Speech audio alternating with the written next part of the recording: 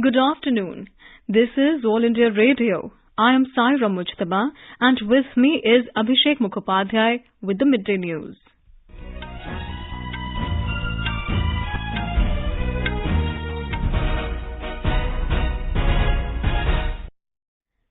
The headlines. Prime Minister Narendra Modi to host first meeting of India Central Asia Summit in a virtual format this evening. Notification issued for fourth phase of assembly elections in Uttar Pradesh. Last day of withdrawal of names for the first phase today. BSP releases revised list of 6 candidates for second phase in Uttar Pradesh. India marches towards touching the 164 crore mark under nationwide COVID vaccination drive. Recovery rate stands at 93.33%. Today is the last day to register for this year's Pariksha Pe Charcha. Prime Minister to share his thoughts in Mann Ki Baat this Sunday, program to begin at 11:30 a.m. US rejects Russia's demand to bar Ukraine from NATO. And in Australian Open tennis, Ashley Barty to play Madison Keys and Iga Swiatek will face Danielle Collins in the women's singles semi-finals today.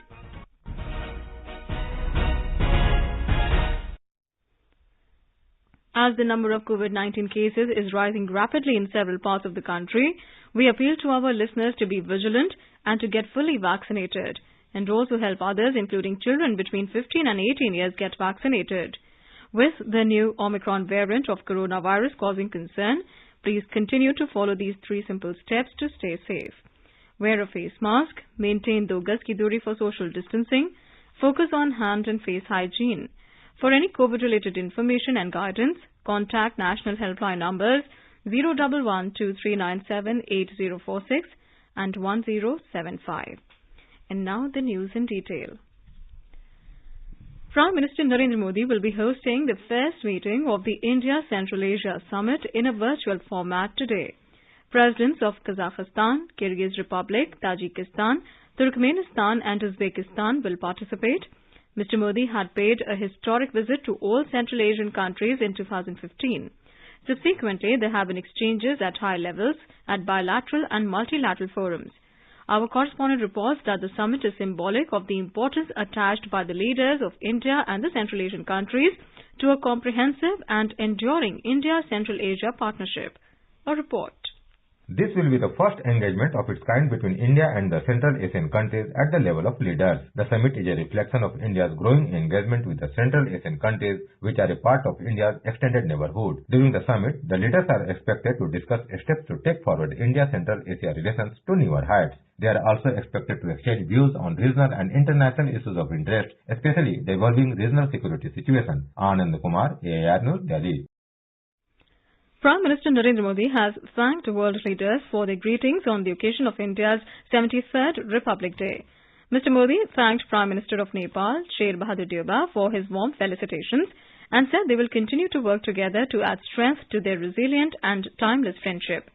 In response to a tweet by Prime Minister of Bhutan, Lothe Tshering, Mr. Modi said that India deeply values its unique and enduring friendship with Bhutan and wished that the ties between the two countries grow from strength to strength. In response to a tweet by Prime Minister of Sri Lanka, Mahinda Rajapaksa, for his greetings, Mr. Modi said that this year is special as both their countries celebrate the 75-year milestone of independence. He expressed hope that the ties between the people of two countries will continue to grow stronger. In response to a tweet by his Israeli counterpart, Naftali Bennett, the Prime Minister said that he fondly remembers his meeting held last November. Mr. Modi said that he is confident that India-Israel strategic partnership will continue to prosper with Mr. Bennett's forward-looking approach. The process of filing of nominations for the fourth phase of assembly elections in Uttar Pradesh has begun with the issuance of notification today. Nominations can be filed till 3rd of February and scrutiny will be undertaken on 4th of February. The last date for withdrawal of candidature will be the 7th of February. The fourth phase of polling in Uttar Pradesh will be held on the 23rd of February in 59 assembly constituencies spread over 9 districts, including 16 ACs reserved for the scheduled caste.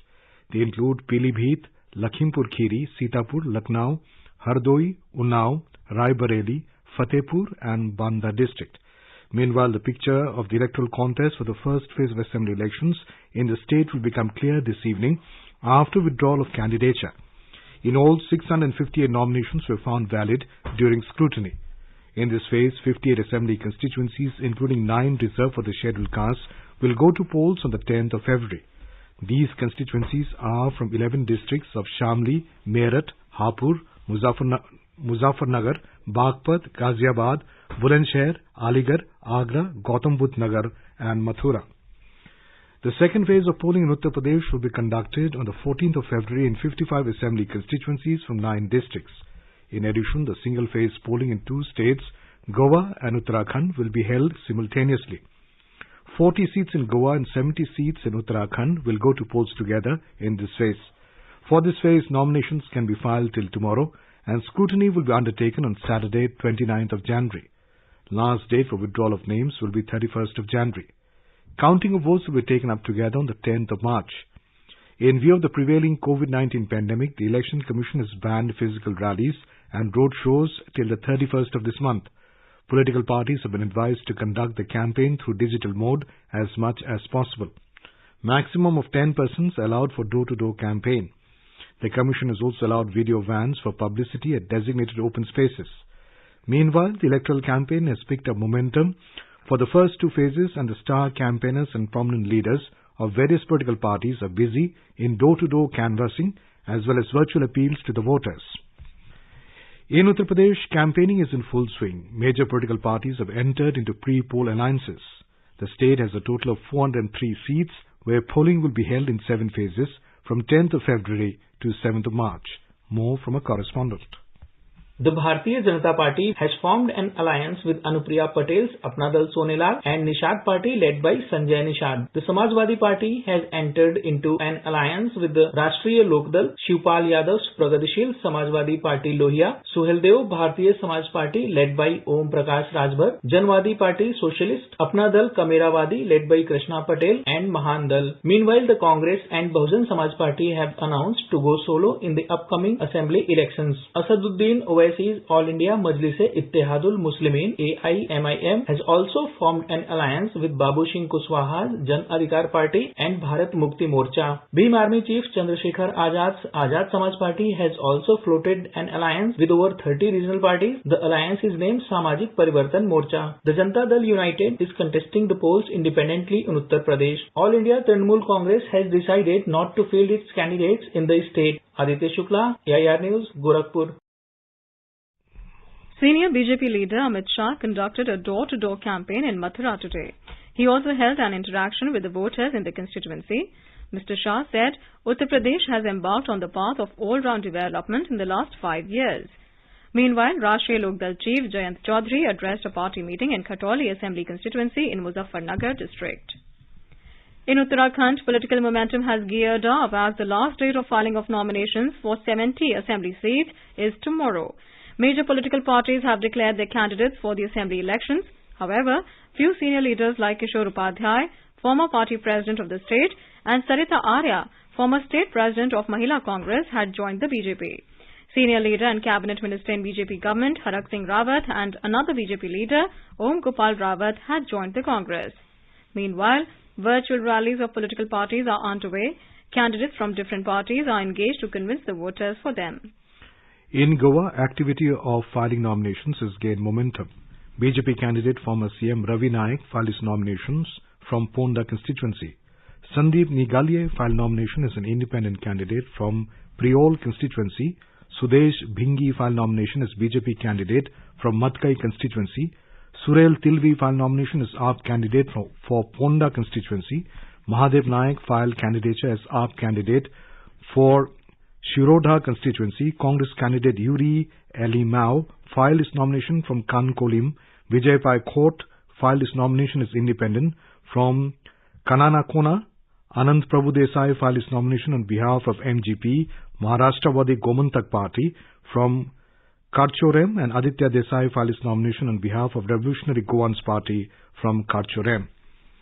Punjab will go to polls on the 20th of February during the third phase of assembly elections. Our Chandigarh correspondent has filed this report on nomination filing scenario in the state. To Today is the third day of filing the nomination papers for Punjab Assembly elections. On first day, 12 nomination papers were filed all over the state. Yesterday, due to holiday on the Republic Day, no nomination paper could be filed. Today, at SAS Nagar Mahali, Shromani Akali Dal Bahujan Samaj Party Alliance candidate Rana Ranjit Singh Gill has filed his nomination papers. The last date of filing the nomination papers is 1st of February and scrutiny will take place on 2nd of February. Ashwini Kumar Sharma, AIR News, Chandigarh. In Uttar Pradesh, the Bahujan Samaj Party has released a revised list of 6 candidates for the second phase of assembly elections. The party has fielded Mohammad Rizwan from Kundarki seat in Moradabad, Brahmanand Sharma from Bareilly, Shalini Singh from Faridpur and Yusuf Khan from Nawabganj in Bareilly district. The BJP has released its second list of 9 candidates for the assembly elections in Uttarakhand. Party fielded Shaila Rani Rawat from Kedarnath assembly seat, Pramod Nayanwal from Rani Khet seat, Mohan Singh Bish from Lal Kuan and Jogendra Pal Singh Rautela has been fielded from Haldwani assembly seat in the state. The Congress has released a list of 10 candidates for the ensuing assembly elections in Uttarakhand. Harish Rawat will contest from Lal Kuan assembly seat, Mahinder Pal Singh from Ramnagar and Yashpal Rana from Roorkee seat, while Anupama Rawat will be the party candidate from Haridwar rural assembly seat in the state. You are listening to the Midday News on All India Radio. A reminder of the headlines before we move on. Prime Minister Narendra Modi to host first meeting of India's Central Asia Summit in virtual format this evening. Notification issued for fourth phase of assembly elections in Uttar Pradesh. Last day of withdrawal of names for the first phase today. BSP releases revised list of 6 candidates for the second phase in Uttar Pradesh. India marches towards touching the 164 crore mark under nationwide COVID vaccination drive. Recovery rate stands at 93.33%. Today is the last day to register for this year's Pariksha Pe Charcha. Prime Minister to share his thoughts in Mann Ki Baat this Sunday. Program to begin at 11:30 a.m. US rejects Russia's demand to bar Ukraine from NATO. And in Austrian Open tennis, Ashley Barty to play Madison Keys and Iga Swiatek will face Daniel Collins in the women's singles semi-finals today. For quick news updates on the clock, follow us on our Twitter handle @AIR News Alerts.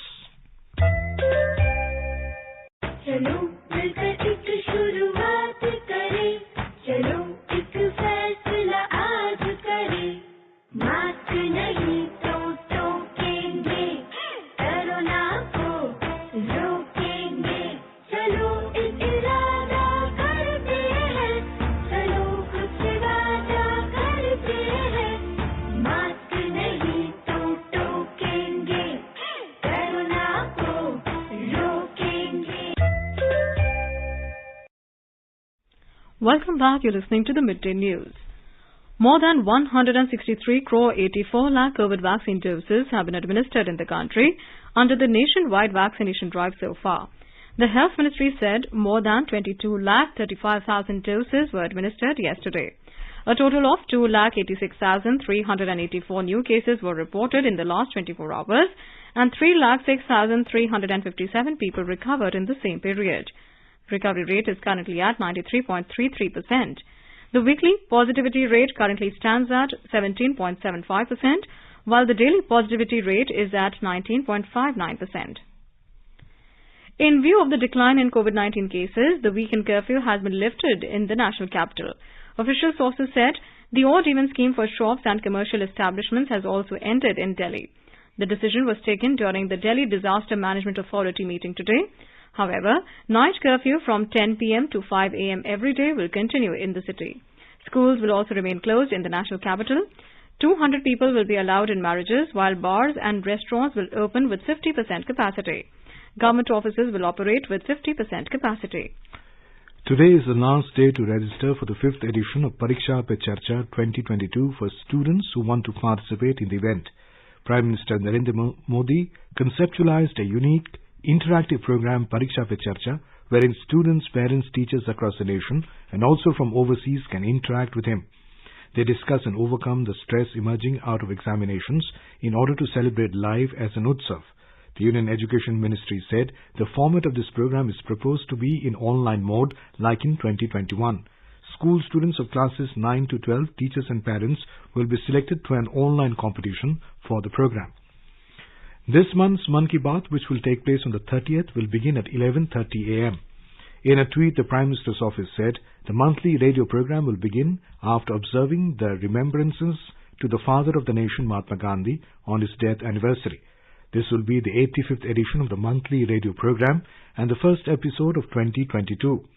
Prime Minister Narendra Modi has urged people to share inspiring life stories and topics on MyGov Open Forum or the NAMO app. People can also dial toll-free number 1-800-11-7800 and record the message for the Prime Minister in either Hindi or English. Phone lines will remain open till tomorrow. People can also give a missed call on 1922 and follow the link received in SMS to directly give the suggestions to the Prime Minister. Some of the recorded messages may become part of the broadcast. And now let's listen to a special program, Azadi Ka Safar, highlighting the importance of the day during the freedom struggle. आजादी का Amrit Mahotsav.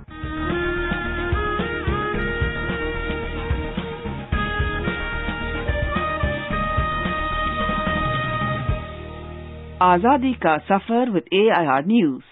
Birth of a Nation. India's glorious freedom struggle is one of the greatest struggles the modern world has ever witnessed. AIR News brings you a glimpse of the struggle every day.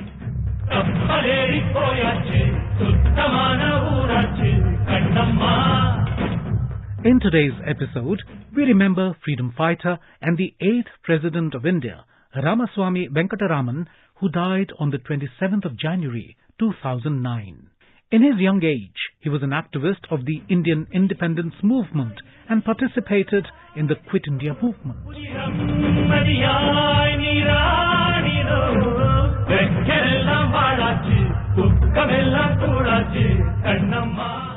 Venkataraman was born on 4th December 1910 in Rajamadam village, Tanjavur district, Madras Presidency.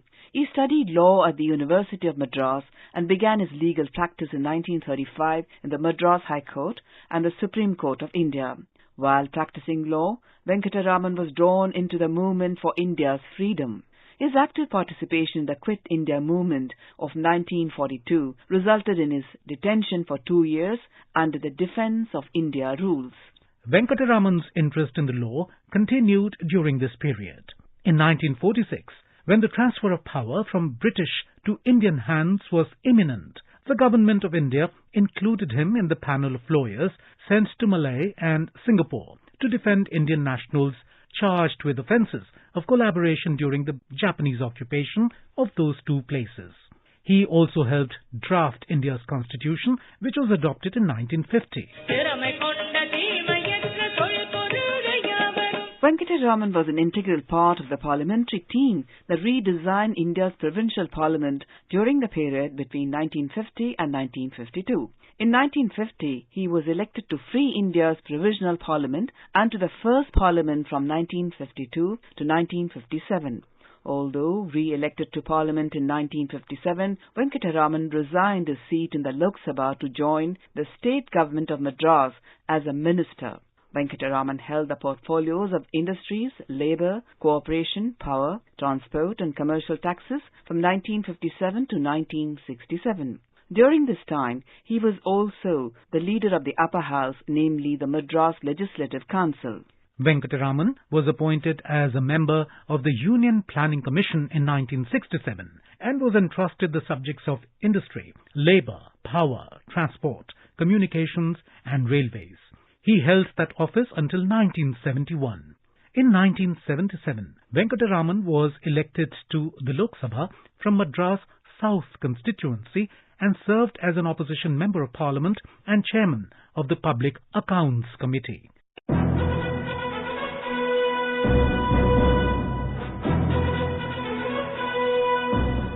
In the 1980s, as the Union Minister of Defence, Venkataraman was credited for initiating India's missile program. He shifted APJ Abdul Kalam from the space program to the missile program and consolidated the entire missile system, naming it as Integrated Guided Missile Development Program. Later, he served as the Vice President of India and then as a President of India starting 1987, where he worked with 4 Prime Ministers and appointed 3 of them.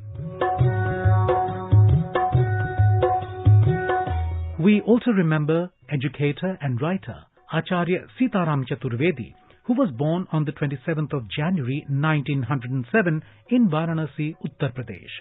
Chaturvedi wrote more than 70 plays in Hindi, Sanskrit and English and directed, staged and acted in many others.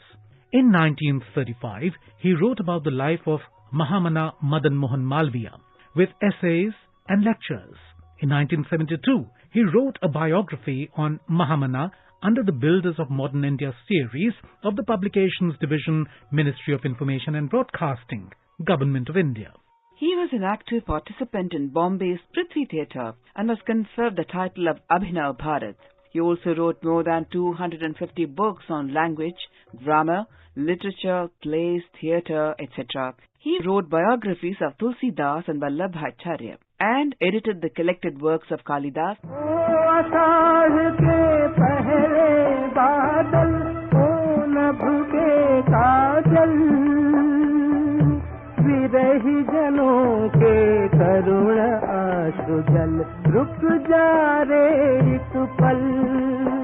In 1968, he founded the Bal Vishwavidyalaya in Varanasi with the aim of multi-dimensional, progressive and character-building personality within a child. He died on February 17, 2005. The 11-day theatre festival, Natya Andolan in Varanasi, is dedicated to the memory of Sitaram Chaturvedi. We salute the great Indian. That brings us to the end of this episode of Azadi Ka Safar with AIR News.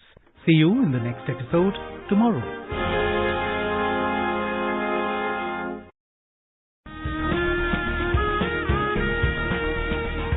आजादी के अमृत महोत्सव के पावन अवसर पर आकाशवाणी समाचार के कार्यक्रम परिक्रमा में गुरुवार को शाम 4:45 पर सुनिए देश की आजादी की लड़ाई में अपना अमूल्य योगदान देने वाले भारतीय स्वतंत्रता संग्राम के सिपाही की वीर गाथा।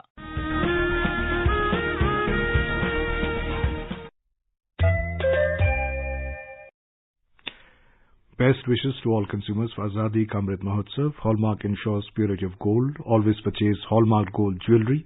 For any consumer-related complaints, please contact National Consumer Helpline's toll-free number 14404, issued in public interest by Department of Consumer Affairs, Government of India. Jago Grahak Jago. Renowned author and social activist Anil Avsat has passed away at the age of 77. He breathed his last at his residence in Pune. Avsat created a distinct identity not only in the world of literature but also in society. He has made a big contribution in Marathi literature with many books. He established Muktangan De-Addiction Center with his late wife Dr. Anita Avsat. The Chinese PLA has handed over the young boy from Arunachal Pradesh, Miram Tharon, to the Indian Army. Law Minister Kiren Rijiju informed this in a tweet and said that due procedures are being followed, including the medical examination. It was suspected that the 17-year-old boy Miriam Tharon was abducted by the Chinese PLA. On 20th of January, Defence PRO Tezpur had tweeted that 17-year-old youth Miriam Tharon of Zido, Arunachal Pradesh, was reportedly captured by PLA across the LAC. On receipt of information, the Indian Army immediately contacted PLA through a hotline, and assistance from PLA has been sought to locate and return him as per protocol. The US has rejected Russia's demand to bar Ukraine from NATO amid warnings Russia might invade its neighbor. Secretary of State Antony Blinken was giving Russia a formal response to his demands to resolve the Ukraine crisis. Mr. Blinken said that he was offering Russia a serious diplomatic path forward and it should accept this. In reply, a Russian minister said his country would study Mr. Blinken's response delivered in coordination with NATO. Russia had issued a written list of its concerns about the expansion of the NATO military alliance and related security issues. Among them was the demand for NATO to rule out the possibility of Ukraine and others ever joining the alliance. Most coronavirus restrictions, including mandatory face masks, were lifted in England yesterday. This comes after Britain's government said that its vaccine booster rollout plan has successfully reduced serious illness and COVID-19 hospitalizations. Health officials in Britain are saying that they are planning a longer-term post-pandemic strategy that treats COVID-19 more like the flu. Incidentally, the World Health Organization has warned against the dangers of treating COVID-19 like the flu and dropping pandemic restrictions. A spokesperson for Twitter today said that the follow accounts is a visible feature and the company has a zero-tolerance approach to platform manipulation and spam. Following a report on Congress leader Rahul Gandhi's letter to Twitter Chief Executive Officer Parag Agrawal over his follow account, the social media company today assured that the numbers are accurate.